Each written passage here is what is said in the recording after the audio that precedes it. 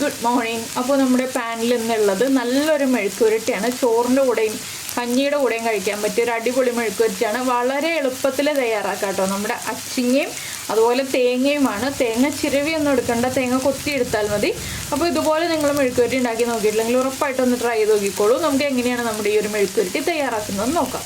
നമുക്ക് നമ്മുടെ ഇൻഗ്രീഡിയൻസ് നോക്കാം. നമ്മളിപ്പോൾ അച്ചിങ്ങ അല്ലെങ്കിൽ വള്ളിപ്പയർ ഇതുപോലെ നീളത്തിൽ കട്ട് ചെയ്തെടുത്തിട്ടുണ്ട്. ഈ ഒരു വലുപ്പത്തിലാണ് കട്ട് ചെയ്തെടുത്തിട്ടുള്ളത്. പിന്നെ എടുത്തിരിക്കുന്നത് തേങ്ങയാണ്. തേങ്ങ ചെറിയ പീസുകളായിട്ട് ഇതുപോലെ കട്ട് ചെയ്തെടുത്തിട്ടുണ്ട്. കുറച്ച് തിക്നെസ്സോടുകൂടി ചെറിയ പീസുകളായിട്ട് കട്ട് ചെയ്തെടുത്തിട്ടുണ്ട്. പിന്നെ നമുക്ക് വേണ്ടത് ഉള്ളിയാണ്. ഉള്ളി തന്നെ ചേർക്കണം, സവോള ചേർത്താൽ പെർഫെക്റ്റ് ആവില്ല.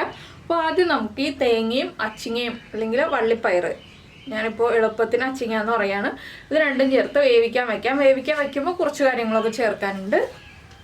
ഇപ്പോൾ നമ്മളൊരു ചട്ടി വെച്ചിട്ടുണ്ട്. ചട്ടിയിലേക്ക് നമുക്ക് കട്ട് ചെയ്ത് വൃത്തിയാക്കി വെച്ചിരിക്കുന്ന നമ്മുടെ പയർ ചേർക്കാം. അതുപോലെ തന്നെ തേങ്ങയും കൂടി ഒരുമിച്ച് ചേർത്ത് കൊടുക്കണം. തേങ്ങയ്ക്ക് വേവുള്ളതാണ്. അപ്പോൾ തേങ്ങ ഒന്ന് കുക്കാവാൻ ആവശ്യമായിട്ടുള്ള വെള്ളം ചേർക്കണം. ഇനി തേങ്ങയും പയറും കുക്കാവാൻ ആവശ്യമായിട്ടുള്ള വെള്ളം ചേർക്കണം. ഇനി നമ്മൾ ചേർക്കുന്നത് കറിവേപ്പിലയാണ്. ഒരു ചെറിയ തണ്ട് കറിവേപ്പില, ആവശ്യത്തിന് ഉപ്പ്, അതുപോലെ തന്നെ മഞ്ഞൾപ്പൊടി ഒരു 1/2 ടീസ്പൂൺ. ഇതെല്ലാം ചേർത്ത് നന്നായിട്ടൊന്ന് ഇളക്കി കൊടുക്കുക. വെള്ളം കുറവാണെങ്കിൽ കുറച്ചുകൂടി വെള്ളം ചേർത്ത് കൊടുക്കുക. എന്താണെന്ന് വെച്ചാൽ ഇത് നന്നായിട്ട് കുക്കായാലേ ടേസ്റ്റ് ഉണ്ടാവുള്ളൂ. പകുതി കുക്കായൊരു കടിക്കുന്ന പാകത്തിലായിട്ടുണ്ടെങ്കിൽ ടേസ്റ്റ് ഉണ്ടാവില്ല. നന്നായിട്ട് കുക്കായി കിട്ടിയാലേ ടേസ്റ്റ് ഉണ്ടാവുള്ളൂ. പിന്നെ നമുക്ക് തേങ്ങയ്ക്ക് ഓരം കരിക്ക് കിട്ടുകയാണെങ്കിൽ കരിക്ക് ചേർത്തിട്ട് ഈ ഒരു സെയിം റെസിപ്പി ചെയ്യാം. കരിക്ക് ചേർത്തിട്ട് ചെയ്യുമ്പോൾ കൂടുതൽ ടേസ്റ്റാണ്. അപ്പോൾ ഇത് കുക്കായി വരട്ടെ. ഈ സമയത്ത് നമുക്ക് നമ്മുടെ ഉള്ളി ഒന്ന് ചതച്ചെടുക്കാം. ചതച്ച് തന്നെ എടുക്കണം, മുറിച്ചെടുക്കരുത്. അപ്പോൾ ഇത് അടച്ചു വെച്ച് കുക്ക് ചെയ്യാം കേട്ടോ. നമ്മുടെ അച്ചിങ്ങയും തേങ്ങയും അടച്ചു വെച്ചിട്ട് കുറച്ച് സമയമായി. ഇത് കണ്ടോ, വെള്ളമൊക്കെ വറ്റി വന്നിട്ടുണ്ട്. ഇനി നമുക്കിത് മാറ്റി വെച്ചിട്ട് വേറൊരു പാൻ വെക്കാം. ഫ്ലെയിം ഓഫ് ചെയ്യാം. അപ്പോൾ നമ്മൾ വേറൊരു പാൻ വെച്ചിട്ട് പാനിലേക്ക് ഇതാ വെളിച്ചെണ്ണ ഒഴിച്ചിട്ടുണ്ട്. വെളിച്ചെണ്ണ ഒന്ന് ചൂടായി വന്നിട്ടുണ്ട്. നമുക്കിതിലേക്ക് കടുക് ചേർത്ത് കൊടുക്കാം. കടുക് ഒന്ന് പൊട്ടി തുടങ്ങട്ടെ. അപ്പോൾ നമ്മുടെ കടുക് പൊട്ടി കഴിയാറായിട്ടുണ്ട്. നമുക്ക് ചതച്ച് വെച്ചിരിക്കുന്ന ഉള്ളി ചേർക്കാം. പിന്നെ ഒരു കാര്യം ഇതിൽ ശ്രദ്ധിക്കേണ്ടത് എന്താണെന്ന് വെച്ചാൽ വറ്റൽമുളക് ചതച്ചത് തന്നെ ചേർക്കാം കേട്ടോ. മുളക് പൊടി ചേർക്കരുത്. മുളക് പൊടി ചേർത്തിട്ടുണ്ടെങ്കിൽ അത്ര ടേസ്റ്റ് വരില്ല. നമ്മുടെ ഈ ഒരു മെഴുക്കുവരട്ടിക്ക് ടേസ്റ്റ് കൂട്ടുന്നത് ഇങ്ങനെയുള്ള ചില കാര്യങ്ങളാണ്. ഇനി നമുക്ക് ഉള്ളി ചതച്ചത് ചേർക്കാം.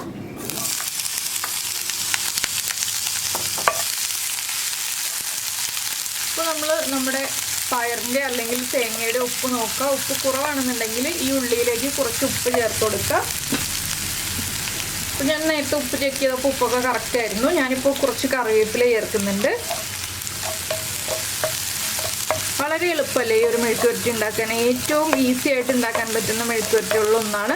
അപ്പോൾ നിങ്ങൾ ഇതുപോലത്തെ ഒരു കോമ്പിനേഷനിൽ മെഴുക്കുവരട്ടി ഉണ്ടാക്കി നോക്കിയിട്ടില്ലെങ്കിൽ ഉറപ്പായിട്ടൊന്ന് ട്രൈ ചെയ്ത് നോക്കിക്കോളൂ കേട്ടോ. ചോറിൻ്റെ കൂടെയും കഞ്ഞിയുടെ കൂടെയും ഒക്കെ. പിന്നെ നോൺ വെജിറ്റേറിയൻസിന് വേണമെന്നുണ്ടെങ്കിൽ നമ്മൾ മെഴുക്കുവരട്ടി ആക്കി കഴിഞ്ഞിട്ട് ഒരു 2 മുട്ടയും കൂടി പൊട്ടിച്ചൊഴിച്ചിട്ട് ഒന്ന് സ്ക്രാമ്പിൾ ചെയ്തെടുത്തിട്ടുണ്ടെങ്കിൽ കൂടുതൽ ടേസ്റ്റ് ഉണ്ടാവും. ഞാനിപ്പോൾ വെജിറ്റേറിയൻ വേർഷനാണ് ചെയ്യുന്നത്. അതുകൊണ്ടാണ് ഞാനിപ്പോൾ ഈ രീതിയിൽ തന്നെ കാണിക്കുന്നത്. നിങ്ങൾക്ക് വേണമെന്നുണ്ടെങ്കിൽ ചെയ്യാനുള്ള ഓപ്ഷൻ പറഞ്ഞു എന്നേ ഉള്ളൂ. അത് മെഴുക്കുവരട്ടി ആക്കിയിട്ടാണ് ചെയ്യുന്നത്, അതിന് മുന്നേ അല്ല. അപ്പോൾ നമ്മുടെ ഉള്ളി ഒന്ന് ഗോൾഡൻ കളറായി വരണം. ലൈറ്റായിട്ടൊന്ന് ഗോൾഡൻ ഷെയ്ഡായി വരുമ്പോൾ നമുക്കിതിലേക്ക് നമ്മൾ ചതച്ച് വെച്ചിരിക്കുന്ന വറ്റൽമുളക് ചേർത്ത് കൊടുക്കാം. അത്യാവശ്യം എരിവുള്ള രീതിയിൽ തന്നെ ഈ ഒരു മെഴുക്കുവരട്ടി ഉണ്ടാക്കുക. അപ്പോഴാണ് ടേസ്റ്റ് ഉണ്ടാവുക. കുറച്ച് എരിവ് കുറഞ്ഞ് നിന്നുണ്ടെങ്കിൽ അത്രയ്ക്ക് അങ്ങോട്ട് ടേസ്റ്റ് വരില്ല. ഉള്ളിയുടെയൊക്കെ ടേസ്റ്റ് ഉണ്ടാവും, എങ്കിലും കുറച്ച് എരിവുള്ള രീതിയിൽ ചെയ്യുക. ഇതുപോലെ തന്നെ നമുക്ക് ബീൻസ് മെഴുക്കുവരട്ടിയും ചെയ്യാം കേട്ടോ. അപ്പോൾ ബീൻസിലാവുമ്പോൾ നമ്മുടെ തേങ്ങ കുറച്ചുകൂടി ചെറുതായിട്ട് നമ്മൾ ഉണ്ണിയപ്പത്തിലൊക്കെ കട്ട് ചെയ്യുന്ന രീതിയിൽ കട്ട് ചെയ്ത് ചേർക്കുക. അപ്പോൾ നമ്മുടെ ഉള്ളിയൊക്കെ ഒന്ന് കളറ് മാറി തുടങ്ങുന്നുണ്ട്. നമുക്കിതിലേക്ക് വറ്റൽമുളക് ചതച്ചത് ചേർക്കാം. ഞാനൊരു 1 ടീസ്പൂണാണ് ചേർക്കുന്നത്. അപ്പോൾ ഫ്രഷായിട്ട് ചതച്ചെടുത്തേ ഉള്ളൂ. അപ്പോൾ 1 ടീസ്പൂൺ തന്നെ മതി. ആവശ്യത്തിന് എരിവുണ്ടാവും. ഇനി മുളകും കൂടി ഒന്ന് കുക്കായി വരുമ്പോൾ നമുക്കിതിലേക്ക് വേവിച്ച് വെച്ചിരിക്കുന്ന നമ്മുടെ അച്ചിങ്ങയും തേങ്ങയും ചേർന്ന മിക്സ് ചേർത്ത് കൊടുക്കാം. അപ്പോൾ എല്ലാവരും ഈ റെസിപ്പി ട്രൈ ചെയ്ത് നോക്കുമല്ലോ. ചോറിൻ്റെ കൂടെ ഒക്കെ ഒന്ന് ട്രൈ ചെയ്ത് നോക്കാം കേട്ടോ.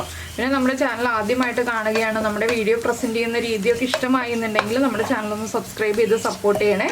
സബ്സ്ക്രൈബ് ചെയ്യുന്നതിന് ഈ വീഡിയോയുടെ താഴെയുള്ള റെഡ് സബ്സ്ക്രൈബ് ബട്ടൺ ഒന്ന് ക്ലിക്ക് ചെയ്യുക.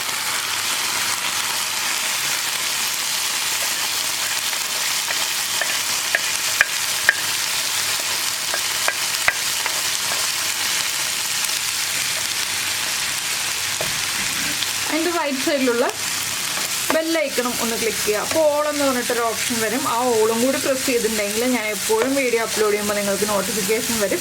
അപ്പോൾ നമ്മൾ ചെറിയൊരു അളവിൽ വെള്ളത്തോടു കൂടിയാണ് ഈ ഒരു വെജിറ്റബിൾസ് വേവിച്ചത് ഇതിലേക്ക് ചേർത്ത് കൊടുത്തിട്ടുള്ളത്. ആ വെള്ളത്തോടു കൂടി തന്നെ ചേർക്കുമ്പോൾ എന്താണെന്ന് വെച്ചിട്ടുണ്ടെങ്കിൽ നമ്മുടെ അച്ചിങ്ങയിലേക്കും തേങ്ങയിലേക്കും ഒക്കെ ഈ ഒരു മസാല, ഉള്ളിയുടെ മസാല പിടിക്കാൻ നല്ലതാണ്. അപ്പോൾ ചെറിയൊരു വെള്ളത്തോടു കൂടി തന്നെ ചേർത്ത് കൊടുത്തോളൂ. ഇനി നന്നായിട്ടൊന്ന് ഇളക്കി ഒന്ന് ഡ്രൈ ആക്കി എടുക്കുക. ഒരുപാട് ഡ്രൈ ആവണ്ട, ജസ്റ്റ് ഒന്ന് ഇതുപോലെ സ്പ്രെഡ് ചെയ്തിട്ടിട്ട് ഒന്ന് ഡ്രൈ ആക്കി എടുക്കുക. അപ്പോൾ ഇത്രയേ ഉള്ളൂ നമ്മുടെ മെഴുക്കുവരട്ടിയുടെ പരിപാടി. എല്ലാവർക്കും ഇഷ്ടമായി എന്ന് വിചാരിക്കുന്നു. ഇഷ്ടമായി എന്നുണ്ടെങ്കിൽ ഒന്ന് ലൈക്ക് ചെയ്യാനും കമൻറ്റ് ചെയ്യാനും മറന്നു പോകരുത് കേട്ടോ. അപ്പോൾ നമുക്ക് നമ്മുടെ അടുത്ത റെസിപ്പിയുമായിട്ട് അടുത്ത ദിവസം വീണ്ടും കാണാം.